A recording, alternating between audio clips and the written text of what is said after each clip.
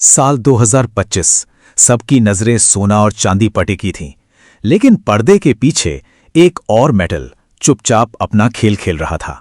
जी हां, हम बात कर रहे हैं कॉपर की, वो मामूली सी औद्योगिक धातु जो अचानक गोल्ड और सिल्वर को टक्कर देने लगी। और ये कोई छोटी मोटी बढ़त नहीं थी, हम बात कर रहे हैं पूरे 50% की।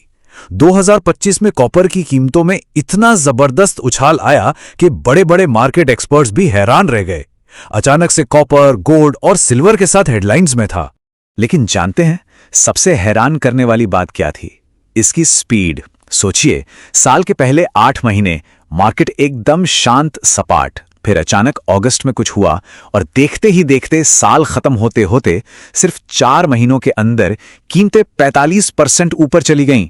कमाल है ना? तो सवाल यही है, आखिर अगस्त में ऐसा क्या हो गया? ऐसा क्या हुआ जिसने कॉपर मार्केट में मानो आग ही लगा दी? चलिए इसी पहेली को सुलझाते हैं और जानते हैं इस जबरदस्त उछाल के पीछे का असली कारण। और इसका जवाब सिर्फ 2 अक्षरों में छिपा है, AI। जी हां, आर्टिफिशियल इंटेलिजेंस। AI और डेटा सेंटर्स की जो क्रांति आई है ना, उसने कॉपर के लिए इतनी जबरदस्त और कह सकते हैं बिल्कुल अनएक्सपेक्टेड डिमांड पैदा कर दी कि पूरा का पूरा मार्केट हिल गया। तो चलिए समझते हैं कि ये AI आखिर इतना कॉपर इस्तेमाल कहां करता है। देखिए, जो AI सर्वर रैक होते हैं ना, उनमें इतनी पावर होती है कि नॉर्मल तार तो पिघल जाएंगे, इसलिए वहां लगते हैं मोटे मोटे कॉपर बस बार। फिर इन मशीनों को ठंडा रखने के लिए मीलों लंबी कॉपर की पाइपलाइन बिछाई जाती है, और इन सबको पावर देने के लिए उसके लिए भी चाहिए कॉपर से भरे बड़े बड़े ट्रांसफार्मर। तो इन सब जरूरतों को मिला दें तो कितना कॉपर चाहिए? आंकड़ा सुनेंगे तो चौंक जाएंगे। 3.1 मिलियन टन। ये एक्स्ट्रा डिमांड है हर साल, और ये डिमांड समझिए रातों रात पैदा हो गई। सप्लाई चेन इसके लिए बिल्कुल भी तैयार नहीं थी। अच्छा, तो AI तो वो चिंगारी थी जिसने हाल में आग लगाई, लेकिन कॉपर की असली कहानी इससे कहीं ज्यादा गहरी और लंबी है। तो चलिए इस शॉर्ट टर्म उछाल से आगे बढ़कर देखते हैं और उन लॉन्ग टर्म फैक्टर्स को समझते हैं जो आने वाले कई सालों तक इस मार्केट को चलाने वाले हैं। जरा S&P ग्लोबल के इन अनुमानों पर नजर डालिए।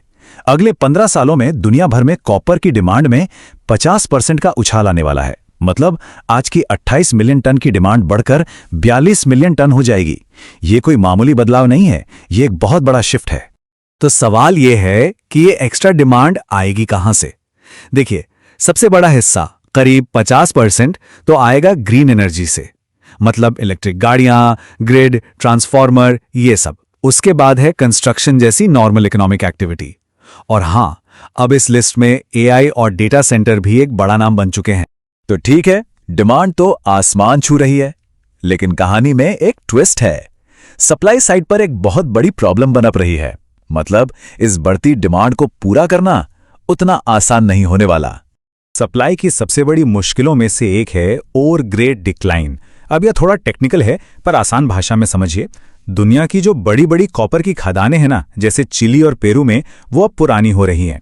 इसका मतलब यह है कि अब जब वो 1 टन पत्थर खोदते हैं तो उसमें से पहले के मुकाबले कम कॉपर निकलता है। तो जाहिर है उतना ही कॉपर निकालने के लिए अब ज्यादा मेहनत और ज्यादा पैसा लगता है।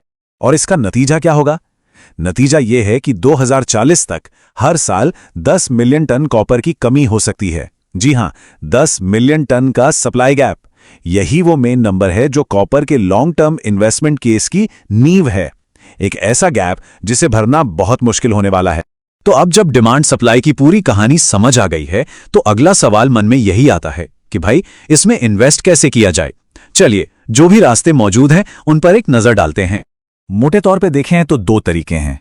पहला, आप सीधे कॉपर फ्यूचर्स में पैसा लगा सकते हैं।